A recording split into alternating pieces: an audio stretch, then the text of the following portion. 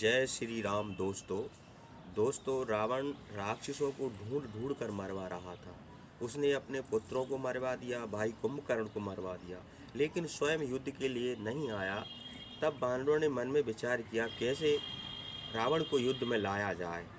तब इसका विचार करते हुए सुग्रीव से कहा। महातेजस्वी बानर राज सुग्रीव रामचंद्र और लक्ष्मण से अनुमति लेकर हनुमान से बोले, हे पवन कुमार, रावण के कई पुत्र और कुंभकर्ण युद्ध में मारे गए हैं। अब ऐसा उपाय किया जाए जिसमें रावण युद्ध के लिए निकल सके। जितने बलवान फुर्तीले बानर हैं वे सब मशाल लेकर शीघ्र लंका में फांद पड़ें। सुग्रीव की आज्ञा अनुसार संध्या होते ही बलवान बानर मशाल लेकर लंका की ओर दौड़े। जलती हुई मशाल हाथों में लिए सब ओर से बानर को आते देखकर नगर की रक्षा करने वाले राक्षस भाग खड़े हुए। बानरों ने लंका में घुसकर ऊंचे मकानों में, नगर के द्वारों और छतों में आग लगा दी। हजारों घर जल गए, पर्वत के समान ऊंचे घर गिर पड़े। लंका में ठौर ठौर अगर, चंदन, मोती, मणि और मूंगा आदि तथा सूती, रेशमी और अनेक प्रकार के वस्त्र जल गए। सोने चांदी के बर्तन, अस्त्र शस्त्र, हाथी घोड़ों के अलंकार, योद्धाओं के कवच, हाथी घोड़ों के कवच, धनुष की डोरी, बाण, तलवार, तोमर, अंकुश, बहुत अच्छे ऊन के बने हुए कंबल, बाघ के चमड़े के बिछौने, कस्तूरी मोती, मणि और स्वस्थ वाचन आदि पड़ने के स्थान तथा ग्रस्त राक्षसों के घर और अनेक उत्तम स्थान जल गए।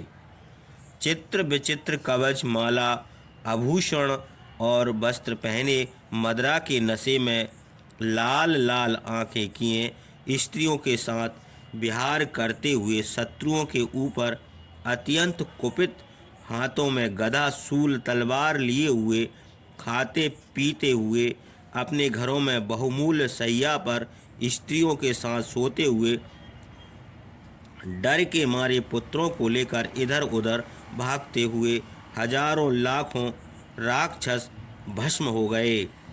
अग्नि प्रचंड रूप धारण करके बढ़ती गई। सोने और चांदी के बने हुए चित्र विचित्र रत्नों की बनी हुई खिड़कियों से शोभित, मणियों और मूंगा से बने हुए चित्रों से विचित्र क्रोंच, मयूर, वीणा और स्त्रियों के आभूषणों के शब्द से शब्द मान पर्वतों के समान ऊंचे घर जलकर ढेर हो गए। आग में जलते हुए लंका के फाटक बिजली चमकते हुए बादलों के समान देख पड़े और लंका के घर जलते हुए घर हिमालय के शिखरों के समान दूर से प्रकाशित होते थे। रात के समय आग की ज्वाला से लंका नगरी फूले हुए ढाक के वृक्ष के समान शोभित हुई। हाथी और घोड़े खोल दिए गए। वे आग के डर से इधर उधर भागने लगे। जैसे प्रलय के समान समुद्र के जीव जंतु घबराकर उछलने लगते हैं, वही दशा उस समय उनकी भी हुई।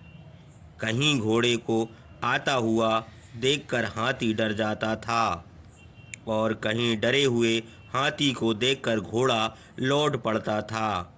जब लंका जलने लगी और आग की भयानक ज्वाला उठी तो उसके प्रकाश से सारा समुद्र लाल समुद्र के समान देख पड़ा। मुहूर्त भर में बानरों ने लंका को ऐसा जलाया कि वह प्रलय काल में जली हुई संपूर्ण पृथ्वी के समान भस्म हो गई। धुआं से व्याकुल और आग में जलती हुई लंका की स्त्रियों का रोना 400 कोस तक सुन पड़ा। राक्षस आग के डर से भागे और अधजले होकर लंका के बाहर निकले। उनको बानर कूद कूद कर मारने लगे। उस समय बानरों के गरजने का शब्द तथा राक्षसों और राक्षसियों का रोने का शब्द पृथ्वी, समुद्र और सब दिशाओं में फैल गया। उसी समय राम लक्ष्मण ने भी स्वस्थ होकर अपना धनुष उठाया। उनके धनुष की टंकार का भयानक शब्द सुनकर राक्षसों का डर और भी बढ़ गया।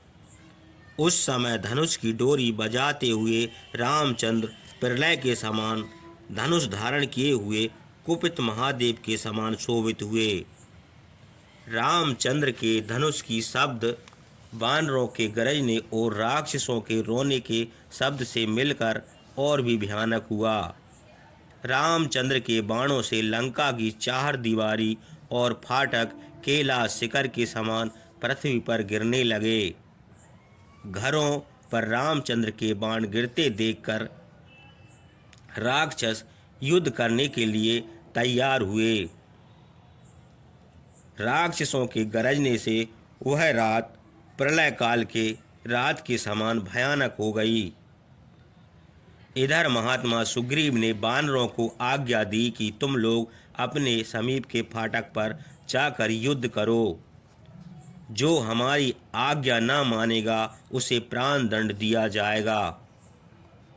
सुग्रीव की आज्ञा पाते ही हाथों में मशाल लिए हुए वानर लंका के फाटक घेर कर खड़े हो गए। वानरों को द्वार पर खड़े देखकर रावण को बड़ा क्रोध आया। उसने इतने जोर से जमाई ली कि उसका शब्द सब दिशाओं में फैल गया। उस समय वह क्रोध के मारे रुद्र के समान भयानक हो गया।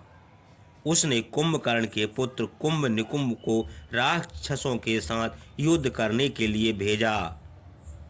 रावण की आज्ञा से कुंभ निकुंभ के साथ यूपाक्ष, शोणिताक्ष, प्रजंग और कंपन चले।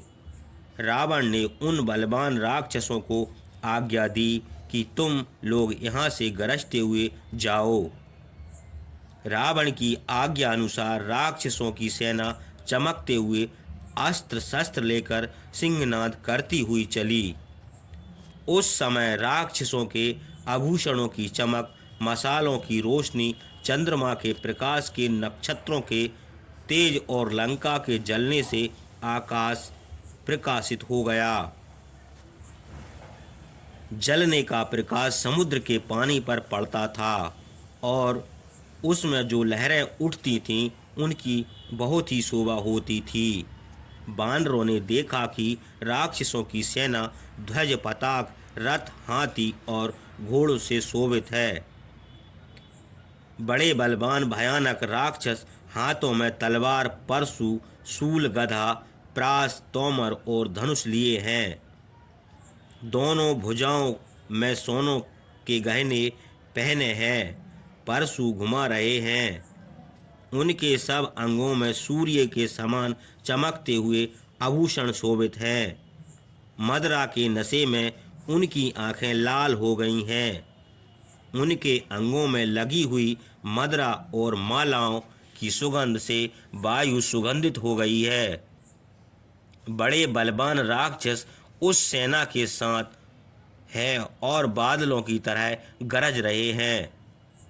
राक्षसों की सेना को देखकर बानर गरजकर आगे बढ़े। जैसे पतंग दौड़कर जलती हुई आग में कूद पड़ती है, वैसे ही बलवान राक्षस बड़े वेग से दौड़कर बानरों की सेना में घुस पड़े। वज्र के समान परिघ घुमाते हुए वीर राक्षस उस समय बहुत शोभित हुए। वानर युद्ध करने के लिए वृक्ष और पर्वत लेकर घूसा तानकर उन्मत्त की तरह राक्षसों को मारने लगे। महापराक्रमी राक्षस भी पैने बाणों से बानरों के सिर काटने लगे। बानरों ने दांतों से राक्षसों के कान काट लिए। बहुतों को घूंसों और शिलाओं से चूर कर दिया। भयानक राक्षसों ने भी प्रधान बानरों को बाणों से घायल कर दिया। जैसे ही किसी ने किसी के ऊपर प्रहार करने का इरादा किया तो उसने पहले ही उसका सिर काट डाला। किसी ने किसी को गिराने का इरादा किया तो उसने झपटकर पहले ही उसे गिरा दिया। किसी ने किसी की निंदा की तो उसने उसी दम बदला ले लिया। किसी ने युद्ध के लिए ललकारा तो वह आगे बढ़कर युद्ध करने लगा। उसके साथ ही और लोग भी गरज कर बोल उठे कि आओ हम तुमसे युद्ध करते हैं। एक दूसरे से कहते थे कि तुम इनसे युद्ध करने का कष्ट क्यों उठाते हो, ठहरो हमसे युद्ध करो। बानरों ने प्रास, शूल और तलवार आदि अस्त्र शस्त्र लिए हुए राक्षसों से भयानक युद्ध किया। राक्षसों के वस्त्र खिसक गए और कवच कट गए। बानरों ने 7-7 और 10-10 राक्षसों को तथा राक्षसों ने 7-7 और 10-10 बानरों को एक साथ मार डाला। ध्वजा और कवच कट जाने पर तथा वस्त्रों के छूट जाने पर भी राक्षसों ने बड़ी वीरता से युद्ध किया और बानरों ने बड़े उत्साह से उनको रोका।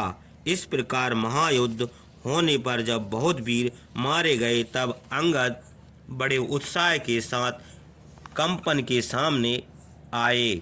कंपन ने अंगद को ललकार कर बड़े क्रोध से पहले ही उन पर गदा का प्रहार किया। उससे अंगद को मूर्छा आ गई, किंतु बहुत शीघ्र उनको होश आ गया और उन्होंने पर्वत का एक शिखर उठाकर कंपन के ऊपर दे मारा।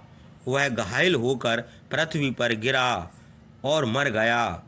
कंपन को मरा हुआ देखकर शोणिताक्ष रथ पर सवार होकर अंगद से युद्ध करने लगा।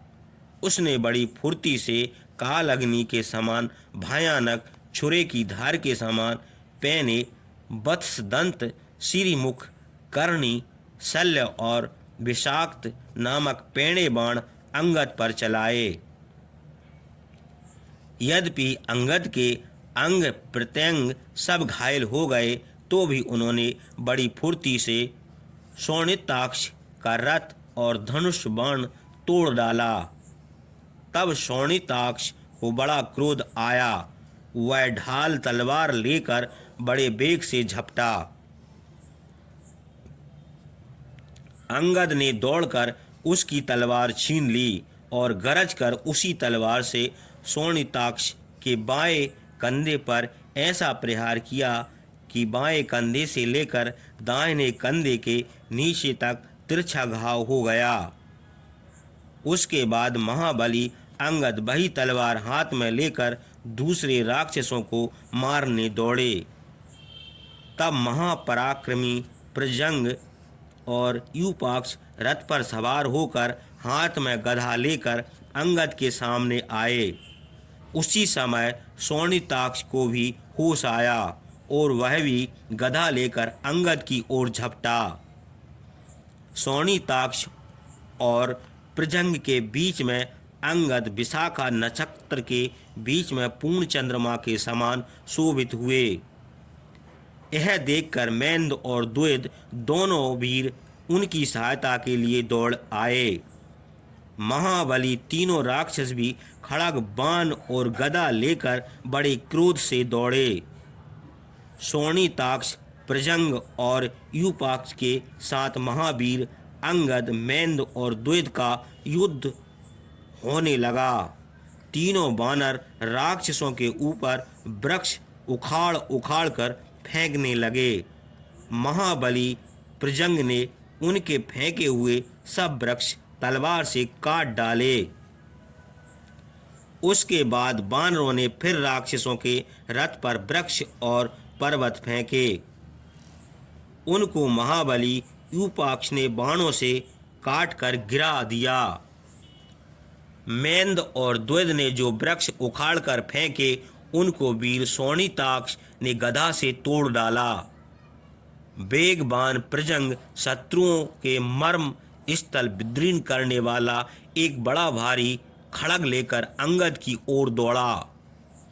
उसे अपने समीप आया हुआ देखकर महाबली अंगद ने अश्वकर्ण का एक वृक्ष उखाड़कर उसके ऊपर दे मारा और जिस हाथ में वह तलवार लिए था उसमें एक घूंसा मारकर तलवार भी गिरा दी।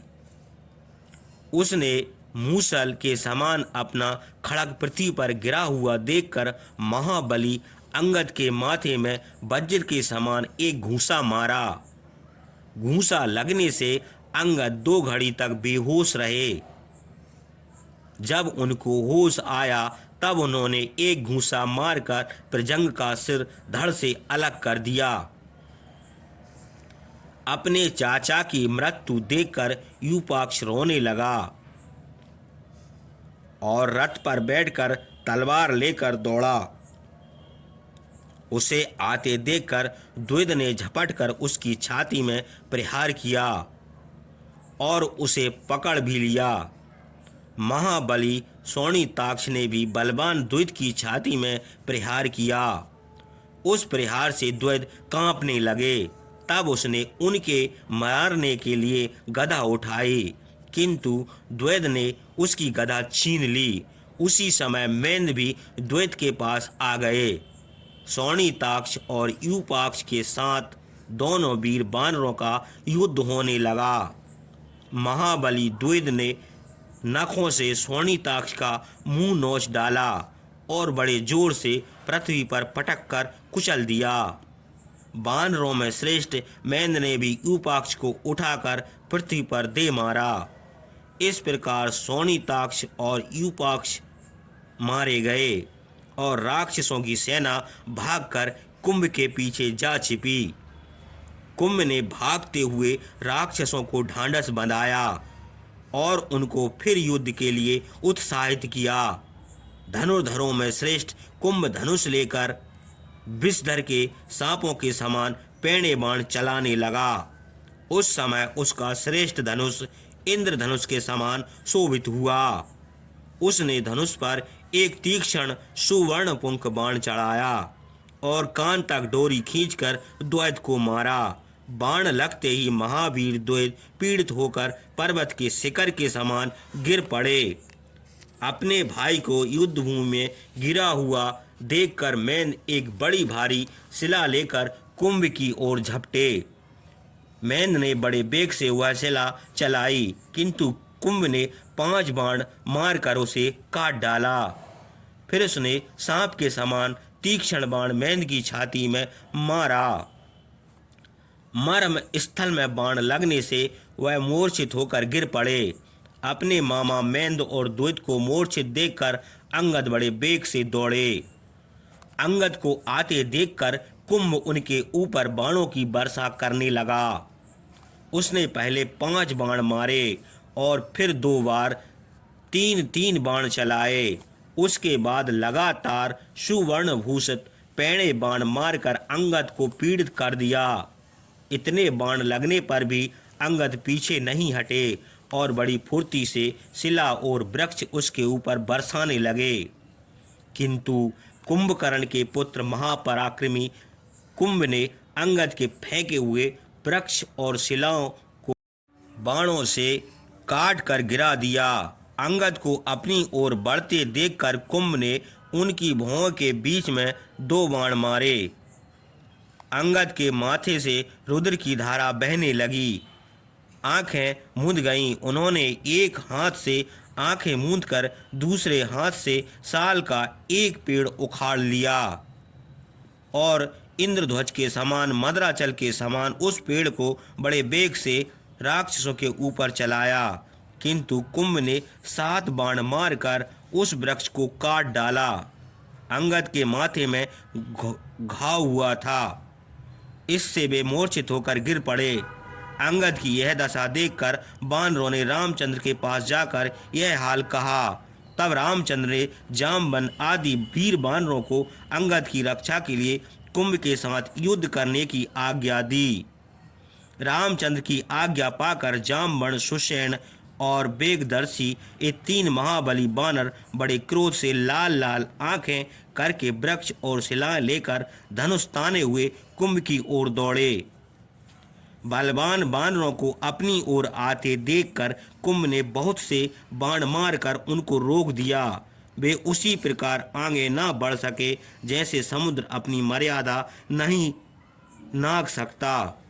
उनके बाण वृष्टि से व्याकुल देखकर वानरराज सुग्रीव अंगद को पीछे करके बड़े वेग से दौड़े, जैसे पर्वत के ऊपर घूमते हाथी पर सिंह झपटता है। सुग्रीव ने अश्वकर्ण आदि अनेक प्रकार के बड़े बड़े वृक्ष उखाड़कर फेंके, जिनसे आकाश ढक गया, किंतु कुंभ ने पैने बाणों से उनको काट कर गिरा दिया। कटे हुए वृक्ष पृथ्वी पर गिरकर भयानक तोपों के समान देख पड़े। अपने प्रहार को विफल देखकर महापराक्रमी सुग्रीव दुखित नहीं हुए, बल्कि उन्होंने बड़ी फुर्ती से कूदकर कुंभ का इंद्रधनुष के समान धनुष छीन लिया और तोड़ डाला। फिर उन्होंने एक टूटे हुए दांत वाले हाथी के समान कुपित कुंभ से कहा, हे कुंभ, तुम बड़े बलवान हो और तुम्हारे बाणों का वेग भी बड़ा अद्भुत है। प्रभाव और नम्रता में रावण के समान हो। पराक्रम प्रहलाद, बाली, इंद्र, कुबेर और वरुण के तुल्य हो। अपने भाइयों में तुम ही अपने पिता के समान बलवान देख पड़ते हो। जब तुम हाथ में शूल लेकर खड़े हो जाते होगे तो देवता मारे डर के उसी प्रकार तुम्हारे सामने न आते होंगे। जैसे जितेंद्र पुरुष के मन में चंचलता नहीं आती, अब तुम युद्ध में अपना पराक्रम दिखाओ और हमारी वीरता देखो। तुम्हारे चाचा रावण ब्रह्मा के वरदान से देवता और दानवों को परास्त कर चुके हैं।